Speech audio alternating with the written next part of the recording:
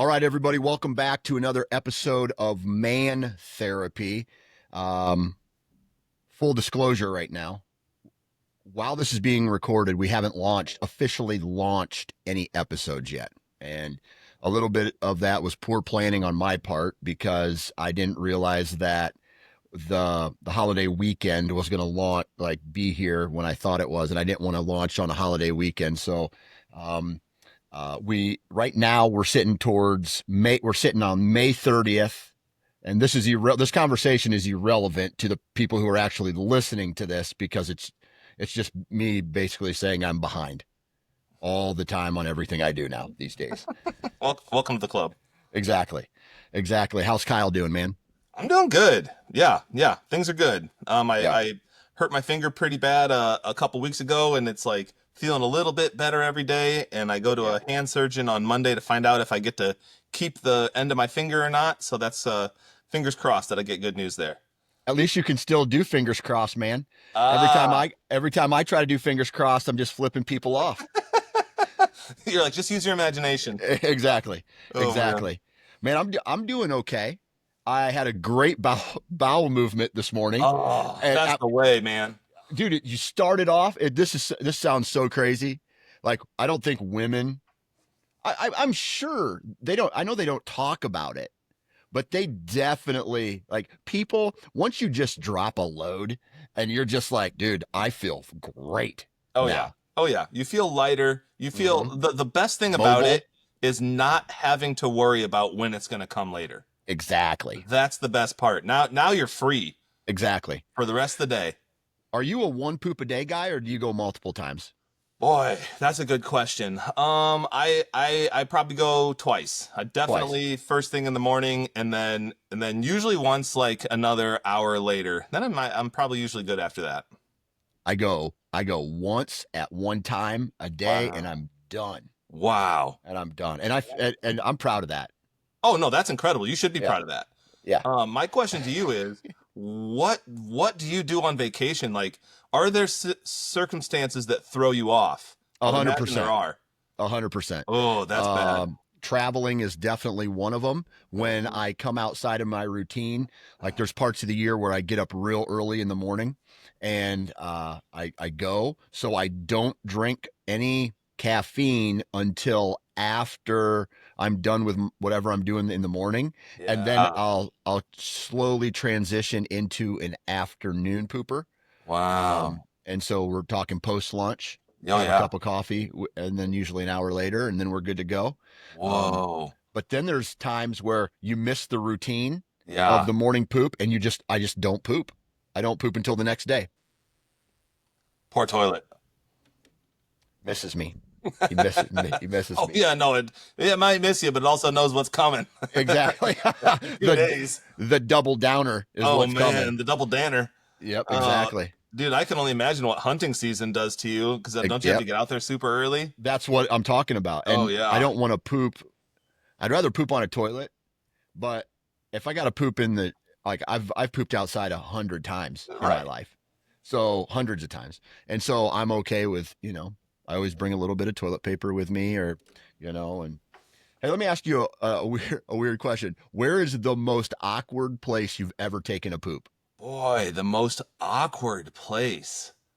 Man, man, I was on a disc golf course one time, and there was no. So it's a public park Mm, technically, and like some of the ways the disc golf courses are laid out is like some of them don't have any restrooms at all, so you're just done for.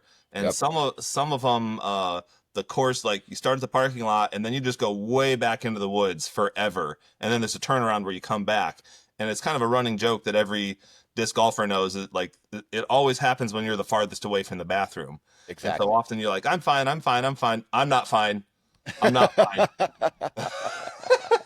Yeah, and so you just have to like go in the woods.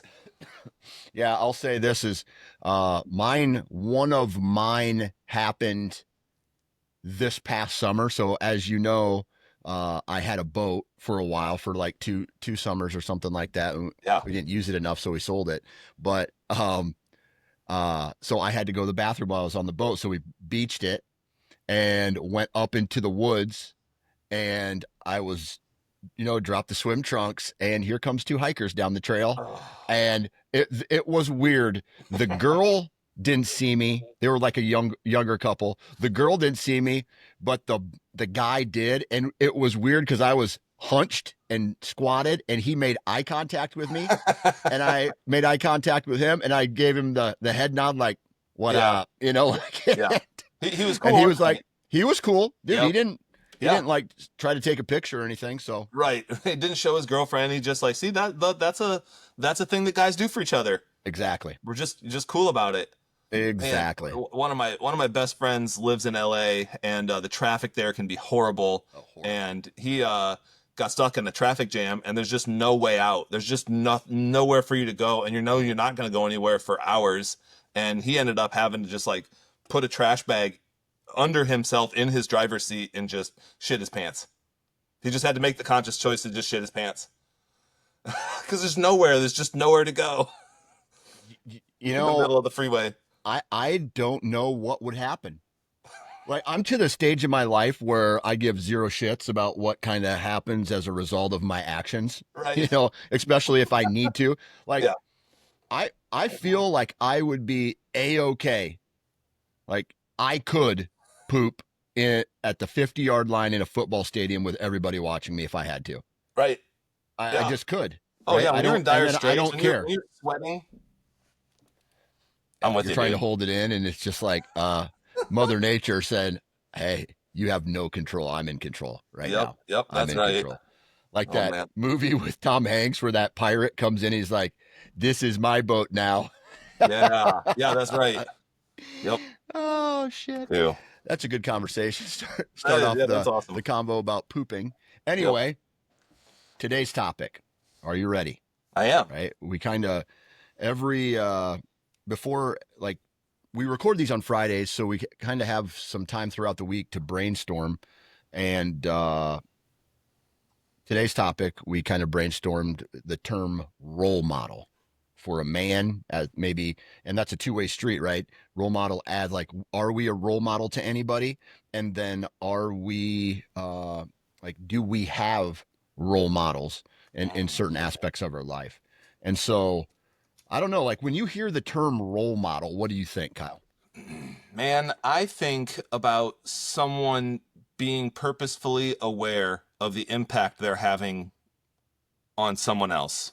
Mm-hmm. I think there's a chance that we're all examples whether we like it or not. Like if you are observable, then you are a role model. You are an example, I guess I should say.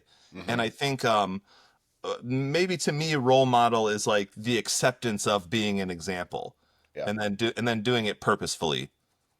Because Yeah. there's this famous pro athletes are famous for saying I'm not a role model. I'm just an athlete, so don't pattern your life after me. Except they're foolish because they know that kids look up to them, so they're Yeah. not accepting the responsibility of being a role model, even though they are. So I think a role model is like being purposeful in recognizing that people are watching you, looking up to you, maybe wanting to emulate you, trying to figure out how to do life based on how you're doing it. What do you Yeah. think of when you think of role model? So this is a weird, because this is a term that I have always, like, when I was a kid, like, there was a point where I was like, dude, I want to be like Bo Jackson. Like, to me, when I was growing up, Bo Jackson was it for me. Like, Oh, for sure. dude, Bo Jackson, Joe Montana, these were some of my, like, heroes, right? And then you get older and maybe it goes into a little bit of business, and you're like, man, like Steve Jobs, man, he's really got it going on, or some, like the old Apple Club, Yeah. like all these people were worshiping Steve Jobs and things like that. And then now, that was like a kid. It was always like a hero, right? It was like a Mm. hero type of role. But Yeah. then, that as I got older, it kind of changed, because then you learn about, like, for example, Steve Jobs. Yeah, he was really good at business, but he was also a huge disrespecting asshole. Same Right. with, like, Michael Jordan. Yeah. Like, they were focused on a goal. They didn't give a shit about anybody else. And I think like, that's not a role model, right? Mm. I don't know. I think a role model is someone, like you said, who has the intentions of being a role model, Yeah. right? So, like a teacher, Yeah. right? Your behavior, you're in a position that you've chosen to be. So, your character is very important. It is actually criteria for what it is that you're doing with your life. Right. Okay, you've chosen to be a teacher, so therefore you are a role model, whether you like it or not. And that is the bullet point in the job description that you have to adhere by, Yeah. Yeah. right? The Because you don't pointer want your to shape actions. people. Yeah. So I look at a role model who's someone who wants to be a role model. Like I don't think I really look at athletes anymore as role models unless it is they're making it their job to be a role model. Yeah. So my definition of role model has really changed throughout throughout the my life, and like even now today, man, I don't even know if I would say I have any role models except for pieces of people that I know. Let's say like my dad. Mhm. There's really good. There's things I don't know about anybody in that you know in life that kind of Yeah. maybe drive you a little crazy or Yeah. they upset you. But then there's also those things that my dad does. Let's say, for example, my dad. If I'm looking towards another man, Mhm. my dad does some things really well that he that I look at and I go, holy shit, man. I hope someday that I can be like that. Yeah. When you said something I really connected with when you said that you basically emulate pieces of people.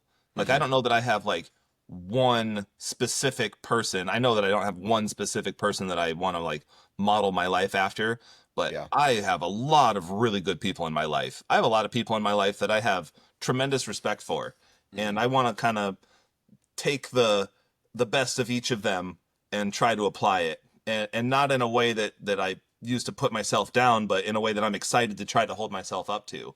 Yeah. And all of the best people in my life, I can channel them in the right situation. There's an activity that I do in counseling that I learned when I was training for this type of counseling type of therapy called EMDR, and the idea is it's called a virtual boardroom, and so or a mental or emotional boardroom. And what the idea is basically like if I was going to walk you through this, I'm not going to make you do this, but if I was going to walk you through this and you'll get the concept right away, I would basically have you close your eyes and picture like whatever your vision of like a boardroom is, or a Mm-hmm. comfortable space. So it could be an official boardroom, or for some people it's like sitting around the kitchen table to like talk about emotional stuff, right? And then I'd say, all right, who are the people in your life that you respect the most? Who do you really respect their word? Who do you really respect their behaviors? Who do you think is wise? Who do you look Mm-hmm. up to? All of those things. And I'd say, imagine each of those people sitting around your conference table. Okay. And then whenever you're having struggles in life, or you've come to a fork in the road or a decision point, or you're not sure what to do, I want you to imagine yourself going into that room and seeing everybody around that table. And I want you to think about who would give you the best advice in that situation.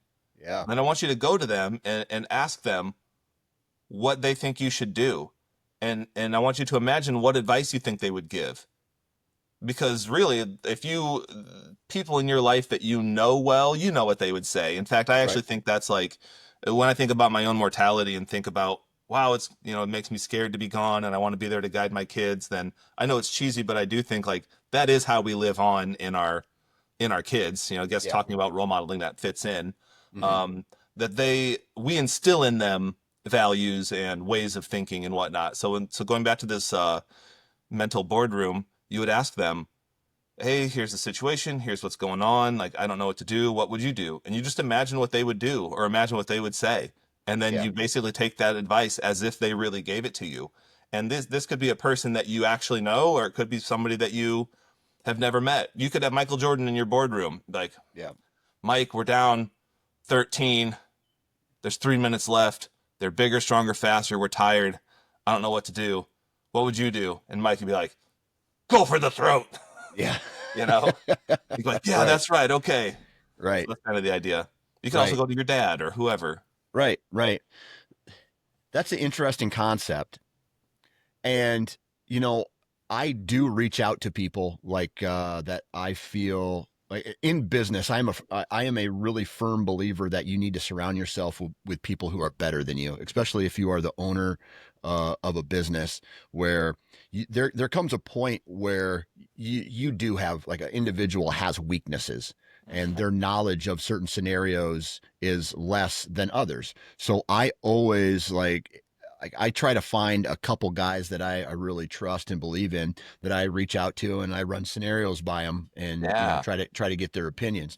But one thing that I've noticed, whether it is business or life in general, when you ask people for advice, let's say you go, man, this guy's got it together, right? This guy's got it together. Mm-hmm. Well, the issue that I have found comes up, and I want to hear what you have to say about this.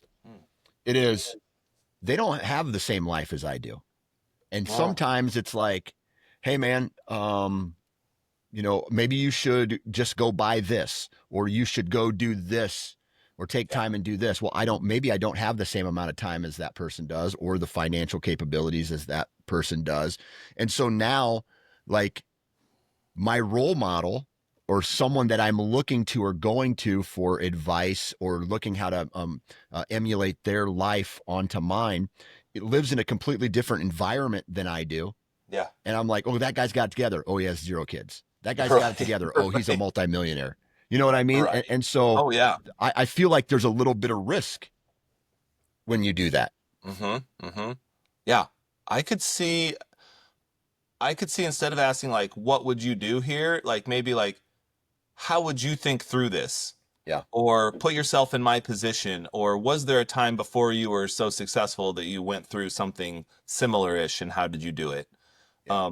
But I actually think it's awesome that you would go talk to someone, um, even if they're not a perfect fit, because if you keep everything in your head, you only have access to the ideas that happen to pop into your head. And Exactly. then what happens is you get caught up in circular thinking and you keep running into the same stuck points, and then you Mm-hmm. come to a conclusion that doesn't need to be come to. And Yeah. so when you talk to somebody else, even if their ideas aren't the fix, sometimes they trigger new ideas in you. And so Right. their ideas are really a stepping stone. So you might think you're stuck and you go to them and you're like, hey, here's the situation. What do you think I should do? And they're like, oh, you should buy this super expensive piece of equipment that you can't afford. Mm-hmm. And you're like, oh shit, well, that's not going to work. But Yeah. then that might trigger a new idea that you wouldn't have had if you didn't talk to them. So I Yeah. still think it's a super good idea to get out of your own head and Yeah. go talk to somebody else just for an interjection of new ideas and new energy. Right. That's huge. That's huge because I like I said, I do that when I need advice. Now, I work in a creative space.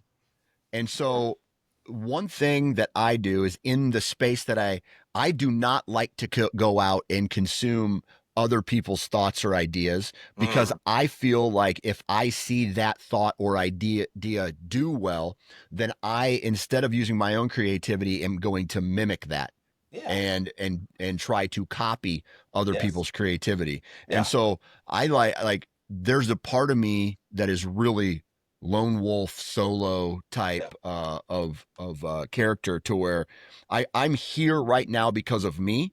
Yep. And so I'm the person who got me here, so I'm also the person who needs to keep me moving forward. Yeah. Yeah. It's like a balancing act. I think that's awesome in a lot of ways. I also think that if you rely on that too much, you could end up stagnating. 100%. I feel So that sometimes in business. Yeah. yeah. Yeah, you might have so it's kind of cool like the tools that got you there might not be the same tools that you need to keep moving forward.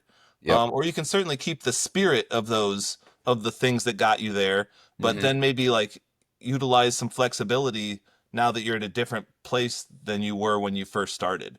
You know, also 100%. it's cool that you have that lens of, you know, I want this to be my own, you know, that you would if you come to a stuck point and you take someone else hear someone else's advice or see how someone else does it, Mm-hmm. you know in your mind that you don't want to copy it, so you could purposefully emulate it or do it your own way or say, okay, that's a really cool idea, but it does trigger a different idea in me. It's really similar to, back when you were an undergrad and you had to like learn about these topics and write a paper, but you weren't allowed to plagiarize. You had to understand the concept, but then you had to say it in your own words. I think as 100%. long as you don't plagiarize, with your on your platform and your podcast, which I know that you never would, I think you're set. I think there are some ideas that have been and will be rehashed thousands of times, and I think it could be really cool to hear how Dan thinks through it. Right. And even if you hear Yeah. somebody else's perspectives on it or see how they do it, you still might do it differently. Yeah. Yeah. Who are your role models, maybe growing up or today? Yeah, that's a good question. Well, my my mom is a role model of strength because she raised three hectic boys and she never backed down. And I don't know how she did it. It blows my mind every time I think about it. I'm 42 years old and I think about the stress of parenthood and my daughter's a total sweetheart. It's rare that I have to go toe to toe with her, but I do sometimes. And my son is just very strong-willed. And then I just think about having three of him and it Yeah. blows my mind how she was able to do it because we were tough. And I can remember times like begging her for things or like I'd pick up a shirt that I wanted when we were in the store and I would carry it the whole time we were walking through the store and I'm just begging and pleading for it and she never broke. Yeah. Never, not even once. There wasn't even one time that I came home with the thing that I had been carrying around the Right. store. And she was never mean. She never put me down. She never shit on me at all. She just wouldn't budge. Yeah. She knew her convictions. I think that's a thing that I've learned from her is to know who you are and what you stand for. Then you have a really solid foundation for saying yes or no to things. Yeah. And if you don't know what you're going to do, then somebody can break you by begging, Yeah. but she never allowed herself to be broken. So she was strong. She had the strongest morals. There's everything was black and white.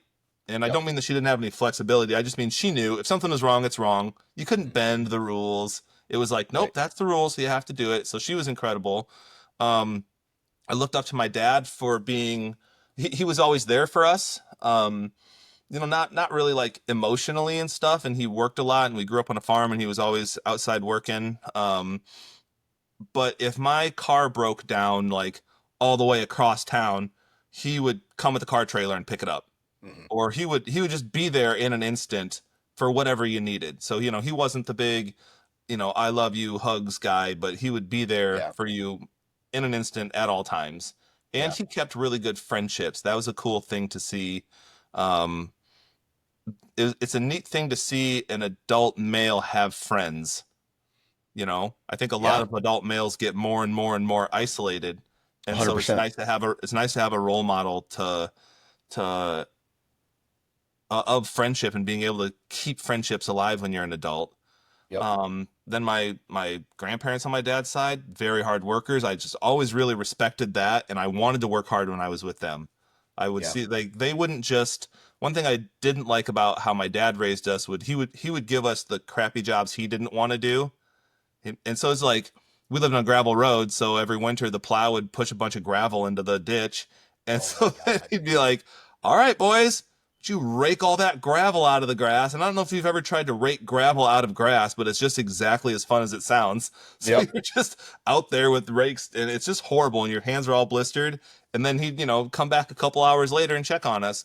But if Yeah. we did that same exact chore at my grandparents' house, raking the gravel out of the grass. Guess who was right next to us the whole time?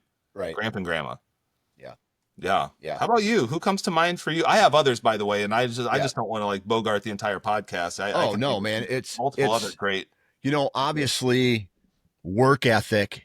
I look to the people who and even in our generation, I feel like the work ethic is not there like it was with my grandparents. And I mean, when I say not there, I mean it's not as consistent across our generation as it is with our parents or my grandparents, right? So like Mhm, my both of my grandparents were farmers.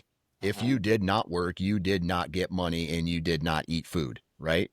yeah. And so, I mean, if you wanted something, it was a direct reflection of time equals what getting something that you need or want. Yeah. Okay. And so I saw that a lot with, like in my parents as well. They worked hard, especially after my parents got divorced. My mom had to pick up multiple jobs just to make it. Hmm. And my dad, he's a hard worker. I mean, he would go in and stay in and do whatever he had to do to make his money. And that is hugely respectable Yeah. in my time, or in my opinion. So someone who goes who because I'm sure that there's 100 things my dad would have rather been doing than Right. going in at 5 in the morning and staying till, I don't know, 5 or 6, like 6:30, 7 o'clock at night. I'm Yeah. sure. I'm Oh sure. yeah. But he did it, right? And so the time that I saw, the time was a direct reflection of the success. And so Mhm. from a work ethic standpoint, definitely my mom, my dad, my grandparents were, Yeah. especially my grandparents, like huge role models.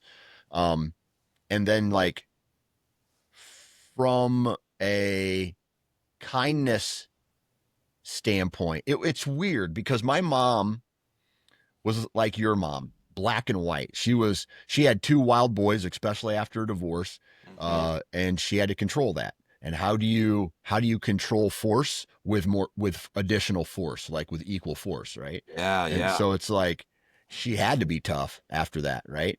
And so, um, but the one thing about my grandma who's still alive that I really think is awesome Hmm. is unconditional love towards somebody. Mm. This is something where in today's world, love has stipulations, meaning, like, if, I don't know, maybe you're in a marriage where it's like the only reason your wife loves you is because you provide her with possessions and money and fancy things, right? Mhm. How sad would that be to live like that? Yeah, that'd be The horrible. cool Yeah, so, like, unconditional, I think I learned to love my kids like my grandma loved her family, where it didn't matter what happened, there was always a place at her table for you.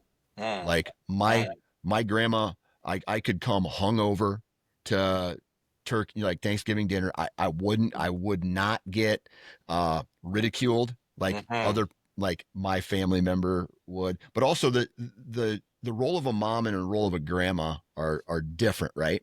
Oh yeah. But I saw that in my grandma, where she just loved you.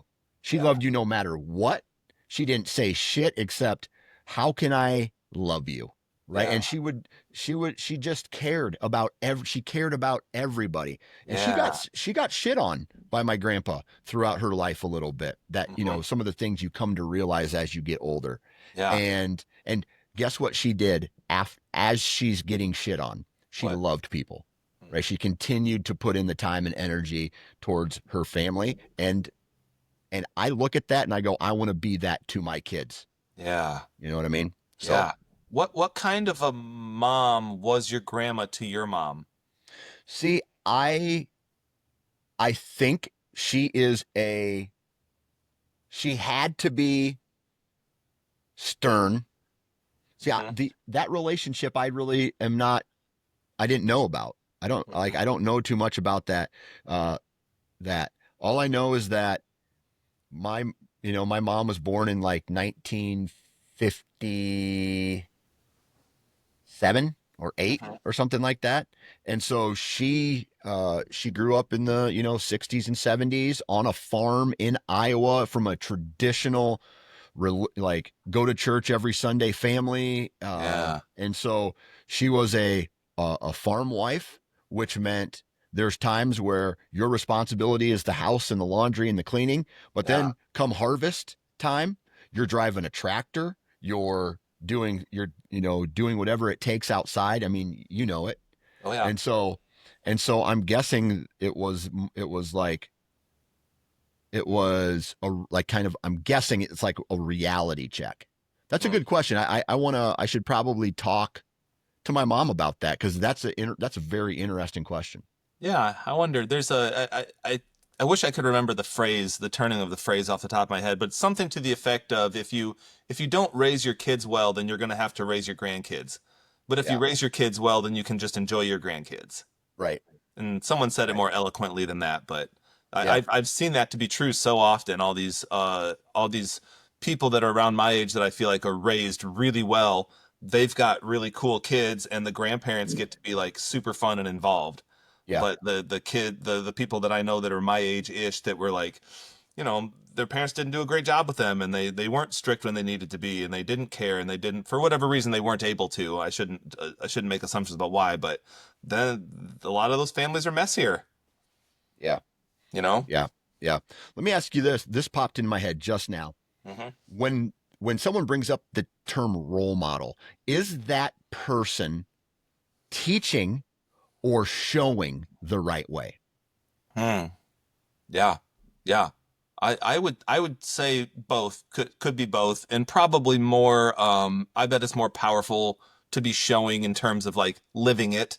Like Yeah. role models, like modeling a role, which isn't necessarily like a job or a position. It's how do you embody this way of being, so I think that's like something that you can observe someone do over like years, days, weeks, Yeah. months, and years. I think so. That's how I think of it.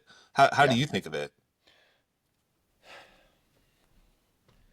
I feel like if I am going to I don't know, this is where I struggle because I'm a coach, Hmm. right? And so my job as a coach is to teach kids how to properly do a thing, along with maybe some life lessons along the way. Like if you strike out, hey man, you can't just sit here and dwell on it and cry about it and let it affect your next at bat. You have to get over it, right? Yeah. And those are teaching moments. Yep. And so a showing moment would be like when shit goes wrong at the house, you have options. You can go bananas and you can like make a bigger deal, make it more complicated out of it, or you can show control and you can handle it, right? Yeah. And so those are two different things. And so the the thing that I struggle with is I've run into people in my life where at work or like other coaches or something like that, they're good at what they do, but then they remove themselves from that situation and they're nowhere like what they portray. Mm. Like for example, let's say I am a good coach. I'm great with kids. The kids enjoy my presence. But then I go home and I beat my wife or I drink or do drugs and I Right. am living this crazy lifestyle. I think Right. part of a role model is doing the right thing when nobody's watching. Yeah. That's character for sure. I think Yeah. being a role model is being consistent in living and embodying the traits and values that you say that you hold. And so Right. that anybody should be able to look at you anytime and see that that's how you're doing things. Because Yeah. using your baseball example, it's there are teaching moments where you're teaching, but then it comes time to role model when, if you're telling a kid, hey, don't get frustrated when a bad thing happens. Well, then what happens? All the kids are looking to the coach when a bad thing happens, and if you get mad as a coach, well, now you're not role modeling what you were trying to teach them. So I think 100%. that's like a beautiful opportunity for a coach. A kid strikes out and ends the game and hypothetically loses, air quotes, loses the game for the team. If the coach gets all mad at that kid, then he's not role modeling the values that he's trying to teach. But if the kid strikes out, game's lost, and the coach is like stays cool, calm, and collected, and then he role models all of the things that he was teaching to the kids. I think that's beautiful role modeling. Is there a difference between a parent and a role model for your child? Should your child look at you as a role model, or should he look at you as dude, he's a good dad? Like, is there a difference or crossover? Hmm. Yeah, I mean, my knee jerk reaction to that is that they're the same thing. Yeah, I think I don't know that you can be a good dad without being a good role model. yeah, What are you if you're not role modeling good behaviors and good navigation of the world for your kid? Yeah, I think that, I mean, that's just how I guess that's how I define a good dad. Like, how else would you do it? Like, oh, he pays the bills, but he's mean to me. He yeah, pays the bills, but he never talks to me. Like, no, that's not. yeah, I wouldn't call. I think everything that I would say is a good dad, I would also say would be present in a good role model. yeah, yeah. But here's the crazy thing. Like, if I had a coach, if my kid had a coach who talked to my son like I talked to my son, I would have a problem with that. Mm, Right? mm, You know what I mean? So mm. it's like there's borders and there's lines that a dad can cross that a coach probably shouldn't. Do you agree? I don't know if I agree with that. Yeah. I might even that might even be a place where I would challenge you to say, what is it about how you respect how a coach does things? What I don't know. Are you giving yourself a pass to do things as a dad that you wouldn't give yourself a pass to do as a coach? Are there different ways that you could do it as a dad that you're just not putting the energy into? So I'm going to give you an example and I want you to tell me what you think. All right. All This is right. perfect. This is perfect. Set Um, me up. I have, it wasn't a setup. It wasn't a setup. Sure, you've been planning this all week. Right. Exactly. I'm just going to undercut Kyle Got it today, right where I make him want. look bad, Yeah, make him yeah, you look got all the bad. answers. Uh, at home all day. I'm at home all day with the kids. Hey, come on, go do this. They don't do it. Go do this. They don't do it. Hey, buddy, can you please go do this? The fuse is getting shorter, right? The fuse is getting shorter. Mm-hmm. And so I've spent 8, 10, 12 hours with these kids, and they are just not, they're not responding to me being nice, right? They're not responding to um, this the maybe the way you should do it. Mm-hmm. And then finally you're just like, hey, get off your fucking ass and go pick up the basement. Boom. And then they get up and they go do this. Right. Now I would have a problem if my kid missed a couple ground balls and the coach goes, hey, fucker, why don't you get your head out of your ass and stop missing get your glove in the Right. dirt, Right. right? Number one, that's not your kid. You don't talk to other kids that way. You're Yeah. spending less time with them Yeah. throughout the course. So I feel like, but obviously, like once they get into high school, dude, then the kids are in the coach's hands. They're closer to adulthood. They can handle that type of, or they should Mm-hmm. be able to handle that type of criticism. Yeah. So I don't Yeah. know.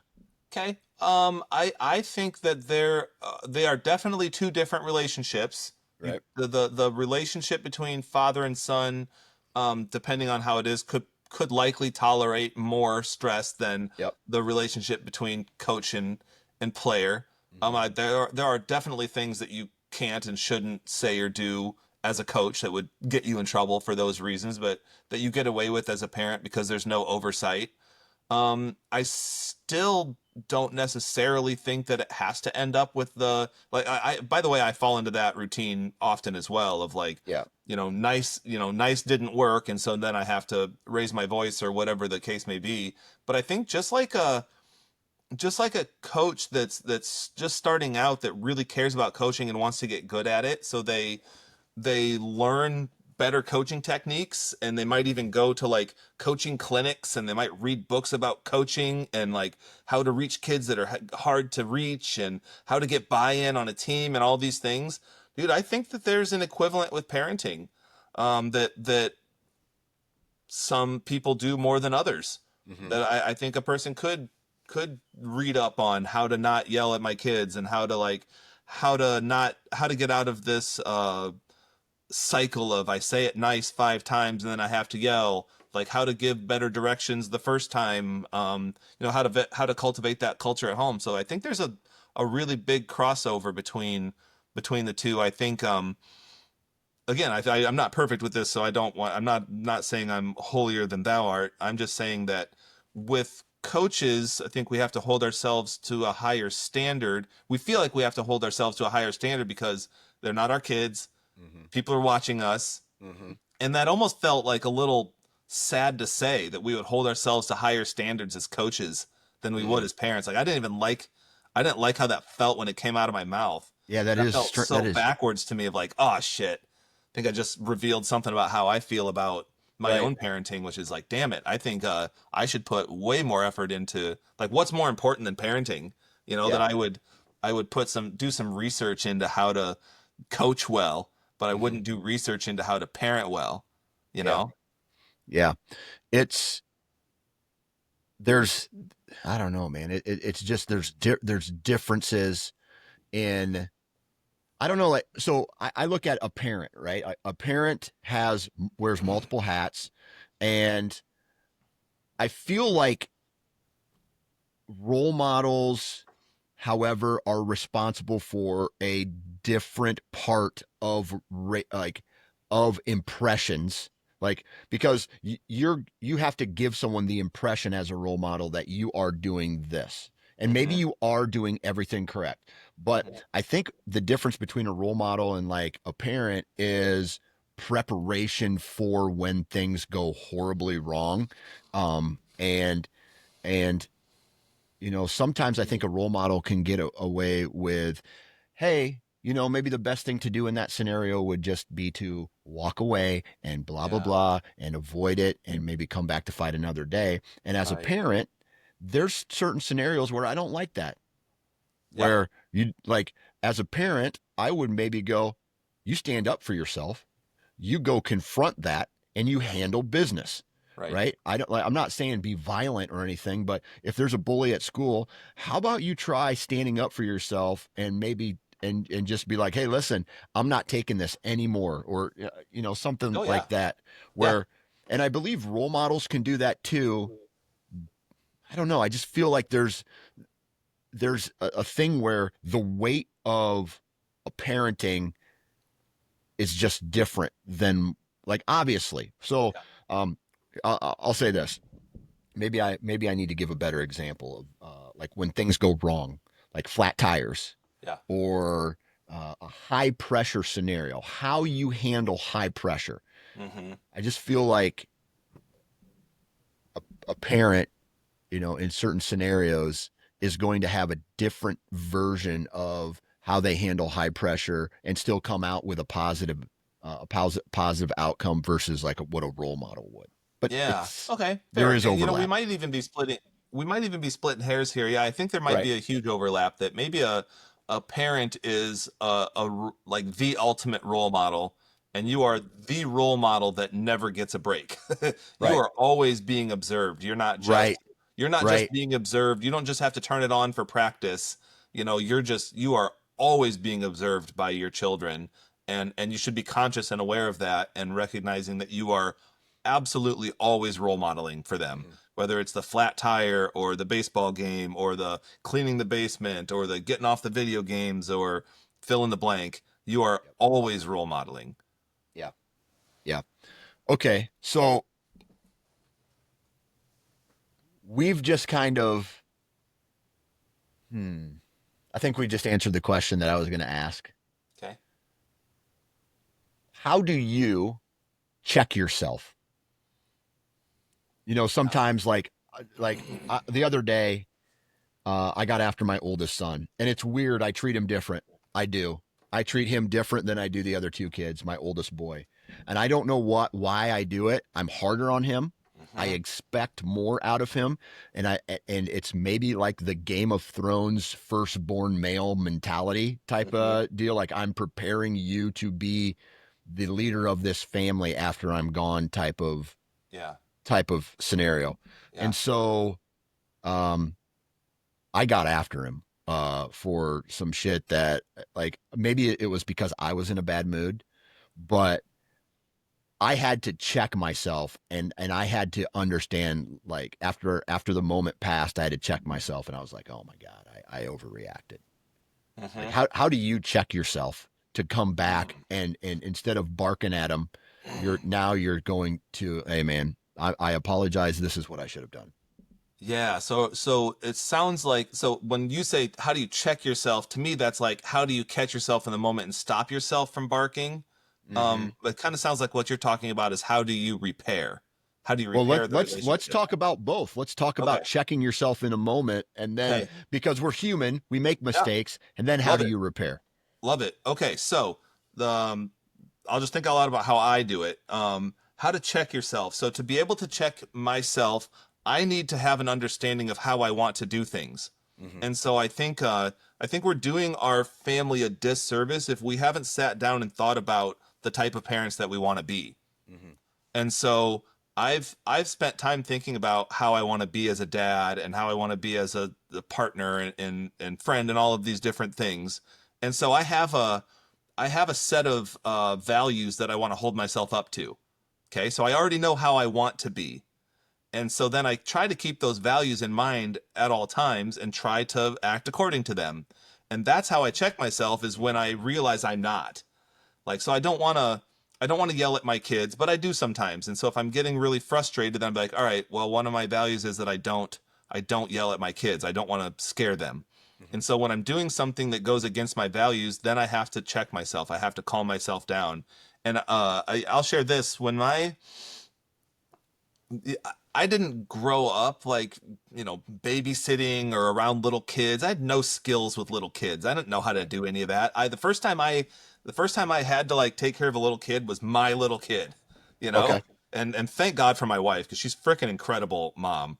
Yeah. She, you know, she already had kids before she met me and she like grew up babysitting, just incredible loving figure, but I didn't have any of that. Just like my poor daughter was just like the first baby I had anything to do with really.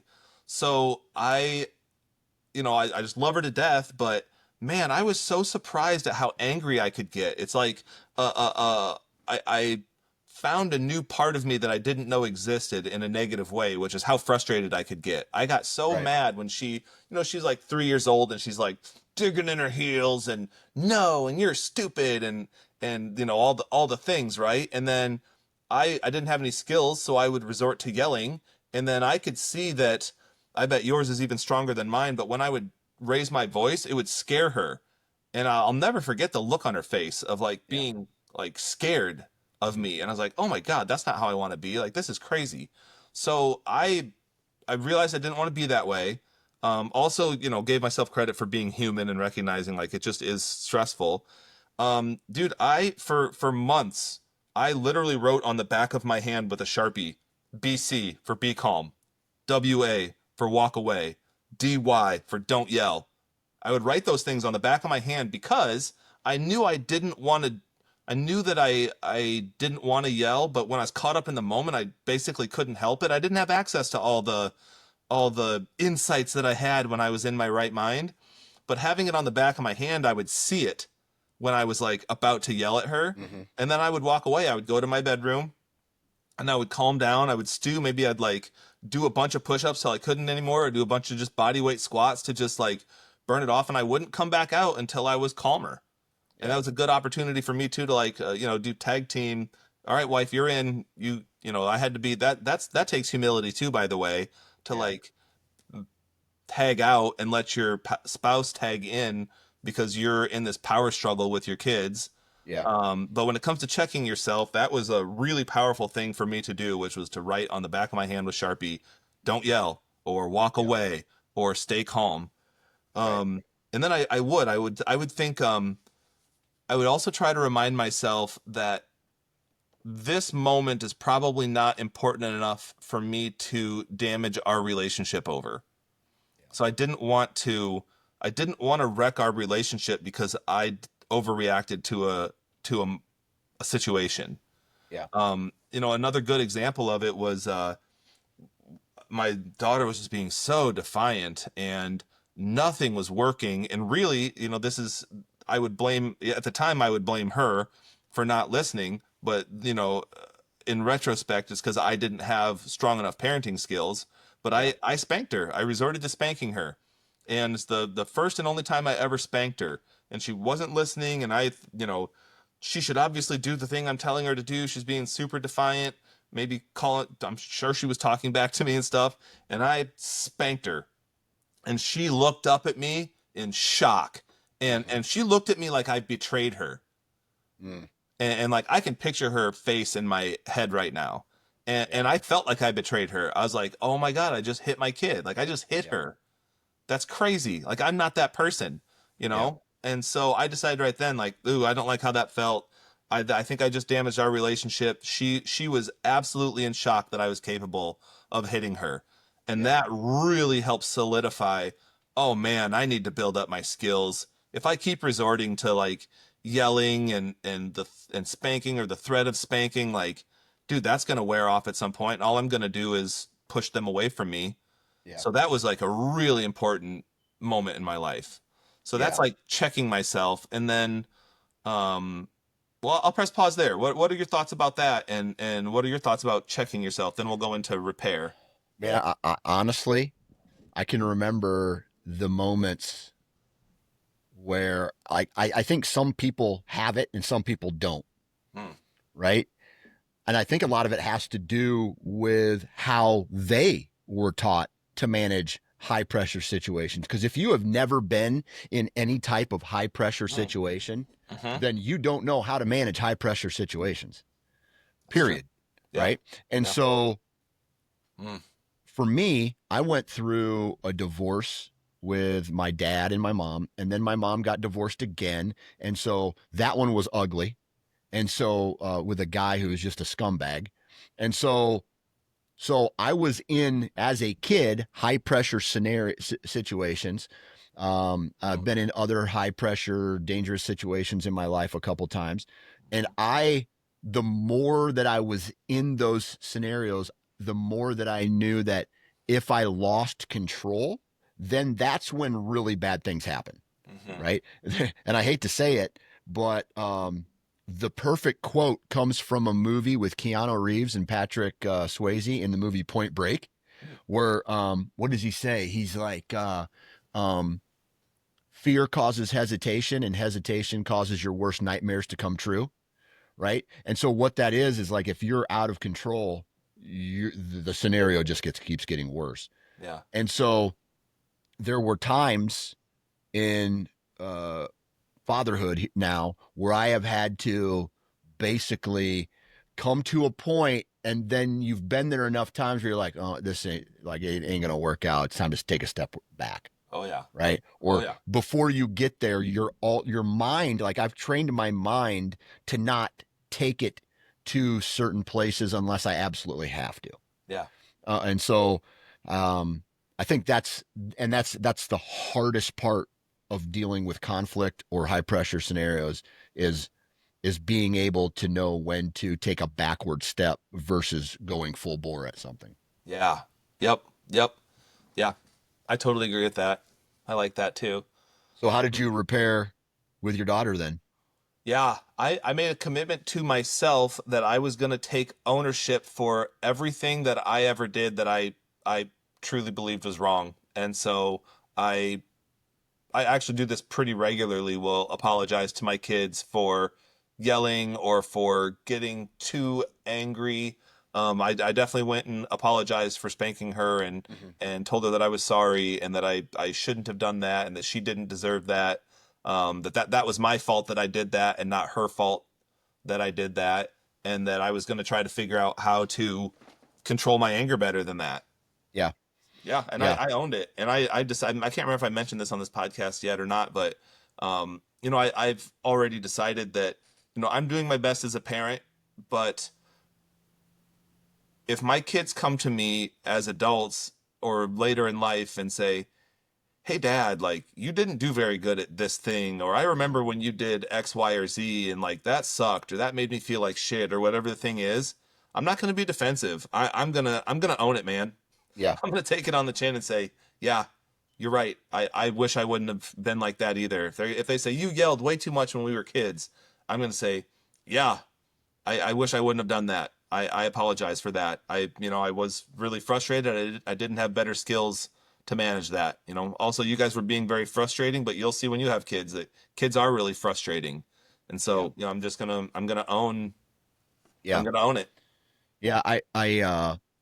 I was on a doom scroll on Instagram a while ago, and I came across an old lady, and I think she was in her like late 80s, and they asked her the question like, "What do you what do you wish that you would have done differently as a parent or a mother?"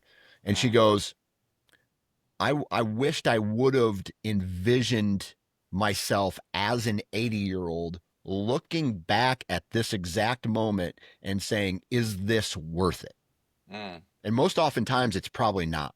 Like mm. your reaction as a parent is probably not worth it, especially when your anger. And that's easy for an 80-year-old to say who's Yeah. well removed from it and now maybe in grandparent mode, that the grandparent, depending on your scenario, like Yeah. grandparents in my family have always been the let's get them hopped up on sugar, let's love them to death, and then pass them back to the parents, right? So Right. like, Right. um, it's interesting, the spanking and the yelling thing, Hmm. because I've done that. Like I've spanked every one of my kids. Uh, I mean, it's been years since I've done it, but I have in the Yeah. past. I used it as a tool, to a behavioral tool. I have used yelling as a tool. Both of them last resorts. Hmm. So, but here's the thing I think people need to be careful for, because it worked. Yeah. Spanking and yelling, in my opinion, work in Yeah. certain scenarios. Because now there were times where I would be like, please go pick up your shoes off the living room floor and go set them by the door, or clean up your room, or make your bed, or empty the dishwasher, whatever the case is. And there was the conflict to do it, right? Or, hey, stop hitting your brother, stop spitting or biting, or whatever the case is. You fill in the blank. I know, right? Yeah. And I did a quick swat on the butt. It got their attention. Now, the outcome of how I've parented and how me and my wife have parented have resulted in our children, for the most part, doing what we say. Hmm. Hey, do me a favor, would you please? I'm out of respect, and I respect them, so I say please. Hey, do me a favor, would you please empty the dishwasher? Boom. They may do a type sigh, but they go and do it, Yeah. right? Hey, go outside, pick up sticks under the tree. Uh, but they go and do it. But this is what I am always concerned. Like, this is what I am concerned about. Are they doing that out of fear of the consequence of not doing it, or are they doing it because they know it's the right thing to do? Yeah. Right. Yeah. I don't know Like, the answer to that question either. Yeah, because once you've interjected the fear of getting hit, then you don't know. mm-hmm. I also think about like spanking. I think it's tricky because like you say, it does work. It might be like way overkill though. I think there might be other ways to get the same results that you want Right. if you spend. I'm not saying you specifically. I think Yeah. generally speaking, if you do some more research and figure out other ways to parent. I think you also do introduce it as, if we're saying role modeling, like you've now role modeled that hitting is okay. Yeah. Also you were the aggressor in that, like if I were to teach my son or my daughter, like, don't start fights, but finish them. But here I am, like, they didn't hit me, but I hit them. Right. I think that's a tricky thing. That's confusing for kids, Right. I especially agree. since they see it works. Like they felt how powerful you were. They felt how powerless they felt when you spanked them, Mm-hmm. and so they might want to be able to do that to someone else too. Um, I also think it sounds like you didn't fall into this trap, but I think it is a trap that some folks do fall into. Is when you find something that works, then you get lazy and you don't Mm-hmm. try to find other avenues, and so you just like 100%. overutilize that, and that just becomes the way because you finally found something that worked, and then that's pretty shitty. Yeah. Um, Also, I've heard it said, one of the arguments for spanking, which I think is pretty clear that I'm not for spanking, but an Yeah. argument for spanking is like, it's okay as long as you're in control and you're using it purposefully as a as a behavioral teaching method. Right. You know what? Like, I hear that, and also, how often though does a parent spank because they're frustrated though? It's pretty rare that a parent's like cool, calm, and collected and chooses to spank their kids. So Yeah. I think like a part of the problem is that spanking is a thing that we do to our kids partially out of our anger at them. So like we could Yeah. say we're doing it to like encourage them to do something or to stop doing something. But I think we'd be lying to ourselves if we didn't admit that part of it was because we were mad at them. And so then here we are. You would have to admit that you're hitting your kid because Yeah. you're mad at them. And Yeah. and if that doesn't make you feel like shit, then I don't know. Oh yeah. Then you and I can't be close. Yeah, exactly. Exactly. Yeah, there's definitely a balancing act, but I will say that I think the tool itself for behavior, like here I am trying to justify what you just said, like I'm trying to say it's okay to hit your kids, right? Like, but here's what I've Whatever hurts. done. So like, dude, I was a product of old school methods. Yardstick, wooden spoon. So I can remember when I was a kid and I did something that, and I was like, again, me and my brother being wild animals, living in a house. My mom took a wooden spoon.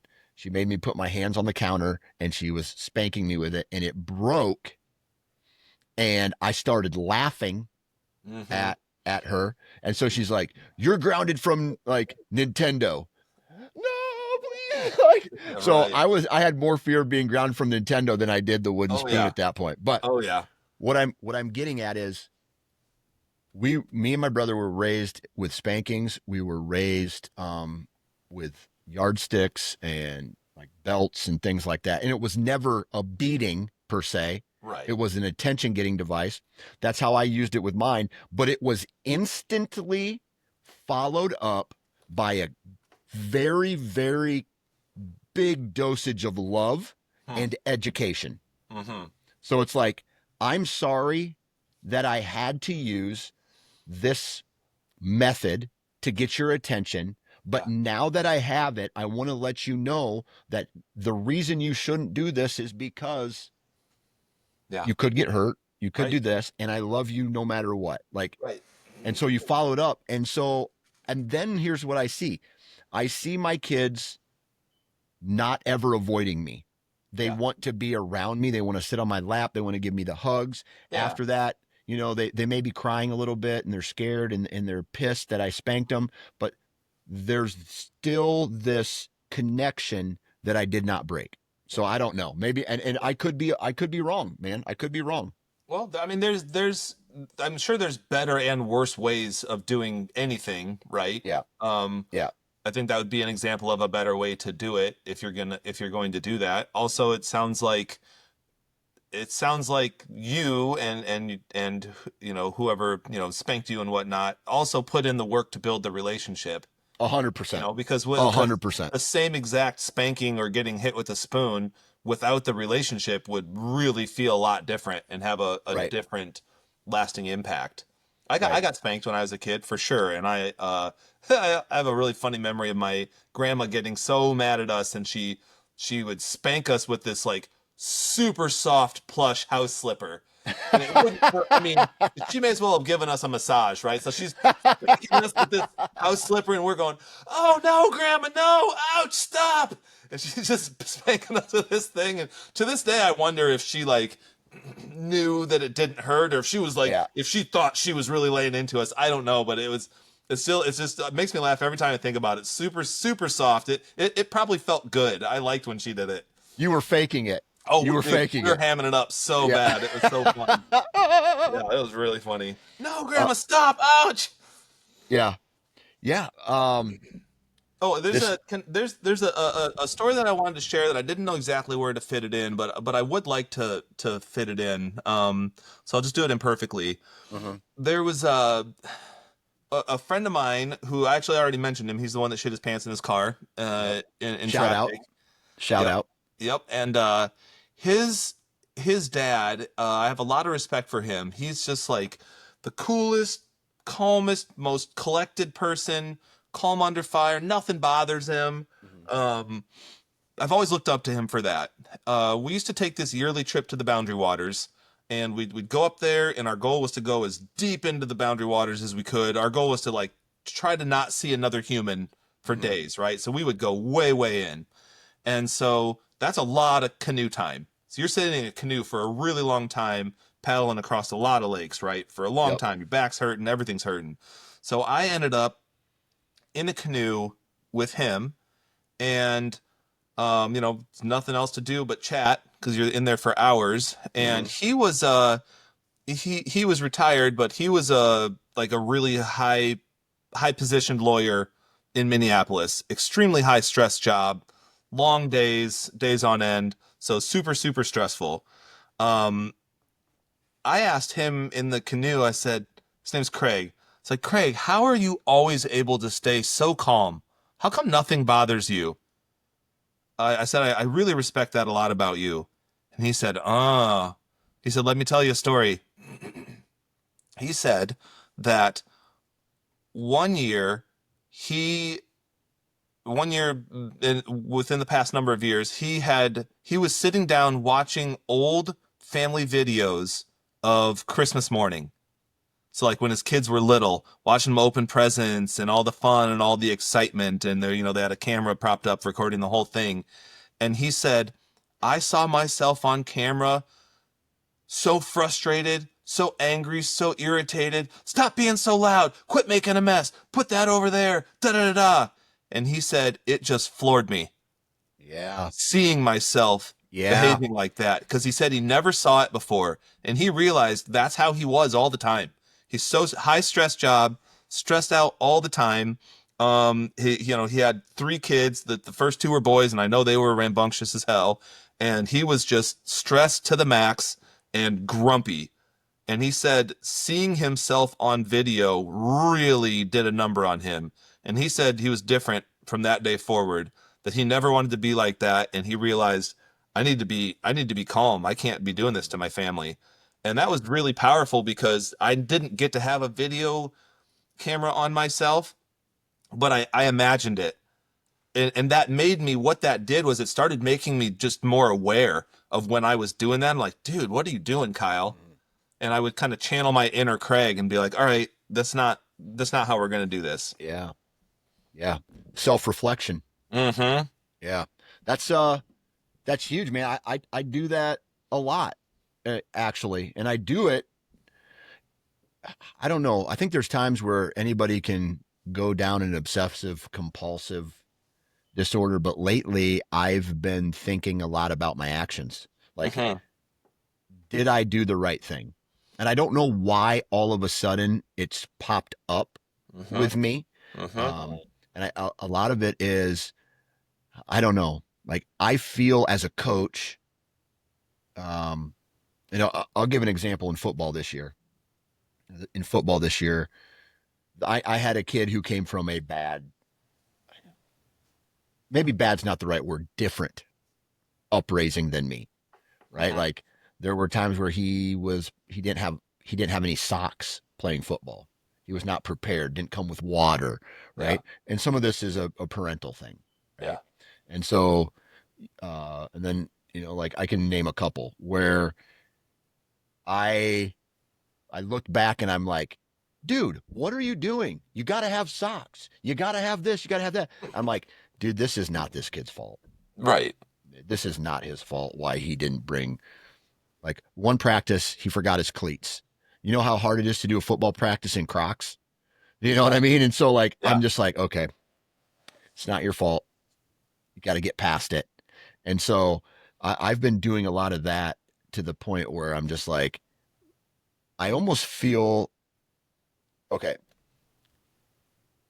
I am in control and I want to portray this role model type vibe to people Mm-hmm. because I have seen this firsthand, that attitude and mood are contagious.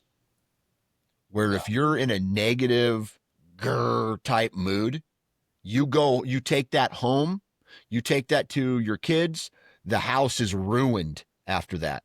But if you are able to control it, say, like, I'm not going to let my bad day go to this part.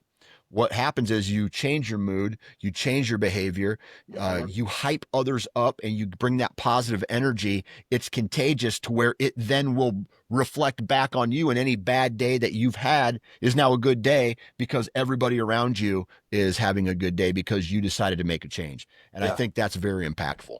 Yeah. Yeah. Absolutely. So yeah, so you're saying you would catch yourself um thinking negative thoughts about this kid being frustrated, and then you had to Right. check yourself and be like, no, that's not how I want to be. That's not the Right. energy I want to bring to this situation. Since you Right. checked yourself, you were able to proceed in a different way that made everything much more effective. Right. Right. Nice. Yeah, absolutely. Love it. Yeah, buddy. What else do we need to talk about as far as role models and who we like? How about this? Is it our job as parents to tell our kids who and who not to look at as role models? Hmm. Hmm. I think I think we can always be sharing our values. We Mhm. can't control what our kids do, but I think we can certainly express why we do or don't think it's a good idea for them to look up to someone else. And we can't control then if they do or don't look up to that person. Right. I don't like the flashiest athletes that are super cocky. But guess who a lot of kids are like attracted to? The Yep. cockiest athletes, Yep. that are super full of themselves. So I might just use that as an opportunity to just expose them to the family values of like, Mhm. that's not how we do things, or he's doing that to show off, or things like that. Fully recognizing that I'm not going to be able to stop my kid from liking this guy, but I think like I'm just always trying to bathe my kids in family values so that they have an so that it's always going to be there. I'm slowly It's like, have you ever dipped a candle before? Have you ever made a candle? It's just a wick and you just start dipping it. You have this hot wax and you just start dipping a wick into hot wax, and every time you dip a candle into hot wax, it picks up one small layer. And so you Mhm. do it hundreds of times, and it's just the small layer after small layer after small layer after small layer. It gets bigger. Yeah. I kind of think that's how parenting works. That we're always trying to express our values to our kids, and each time we Yeah. do, it's another little layer, and each little layer doesn't seem like much at all, but by the time they're 10, 15, 20, 25, man, they've heard it a lot, and Yeah. it's well instilled. So no, I Yeah. don't think I can control who they see as a role model, but I'm always trying to educate them about family values. Yeah. That's good because my example on that was I grew up in the 90s. So, obviously I couldn't relate to any of the album because it was all like like post LA riot, but it Yeah. was like I grew up listening to The Chronic by Yeah. Dr. Dre. I mean, Oh that yeah. was that album was huge even Oh yeah. in, white part of the Midwest, Oh Iowa, yeah. like It was 2% it was minorities, huge. you Huge know, here. huge. And so um I, my dad was frustrated that I listened to that type of music, and it's funny when you start to catch yourself doing the uncool stuff that your parents did, where Yeah. I was actually listening to the lyrics of a song that my kid was playing, and it was like drugs this, you know boobs this, butt that, like, it's just your typical rap music, right? Yeah, send that one to And me. exactly. And so I was like, this guy's dead, right? Because he overdosed from drugs. All right. So, like, the guy that you're singing to can't do concerts anymore Yeah. because he decided to put a lot of drugs in his body. Yeah.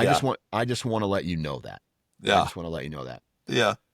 So the last thing I want to say real quick is recently my wife and I have made a combined decision to quit drinking alcohol. Mm-hmm. And I don't mean just like for 3 months. I mean we're done, I think. Yeah. Yeah. Right. And so my wife is working on it. I'm working on it. And it's something that has always been a part of our life, Mm-hmm. alcohol. And so I think this is a huge role model Hmm. part where it's just like, I mean, I don't think alcohol is necessary anymore. I abused it when I personally abused it when I was a kid. My daughter's getting ready to go into seventh grade. That was the first time that I tried alcohol. Seventh Right. grade. Right. And so I'm just like, holy shit,